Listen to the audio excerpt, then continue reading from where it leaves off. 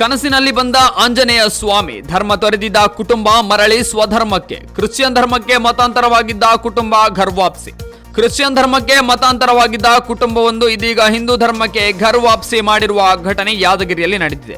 ಗಿರಿನಗರ ಕಾಲೋನಿಯಲ್ಲಿರುವ ಬುಡ್ಡಜಂಗಮ ಸಮಾಜದ ವೆಂಕಟೇಶ್ ಎಂಬುವರು ತಮ್ಮ ಕುಟುಂಬ ಸಮೇತ ಕ್ರಿಶ್ಚಿಯನ್ ಧರ್ಮಕ್ಕೆ ಮತಾಂತರವಾಗಿದ್ದು ಇದೀಗ ಹಿಂದೂ ಧರ್ಮಕ್ಕೆ ಮರಳಿದ್ದಾರೆ. ಇದಕ್ಕೆ ಕಾರಣವಾಗಿದ್ದು ಹಿಂದೂಗಳ ಆರಾಧ್ಯ ದೈವ ಆಂಜನೇಯ ಸ್ವಾಮಿ. ಹೌದು, ಮತ್ತೆ ಸ್ವಧರ್ಮಕ್ಕೆ ಮರಳಿರುವ ವೆಂಕಟೇಶ್ ಕನಸಿನಲ್ಲಿ ಆಂಜನೇಯ ಪ್ರತ್ಯಕ್ಷನಾಗಿ ಹಿಂದೂ ಧರ್ಮಕ್ಕೆ ಮರಳಿ ಬರುವಂತೆ ಹೇಳಿದ್ದು ಇದೇ ಕಾರಣಕ್ಕೆ ಮರಳಿ ಬಂದಿದ್ದಾರೆ ಎಂದು ತಿಳಿಸಿದ್ದಾರೆ.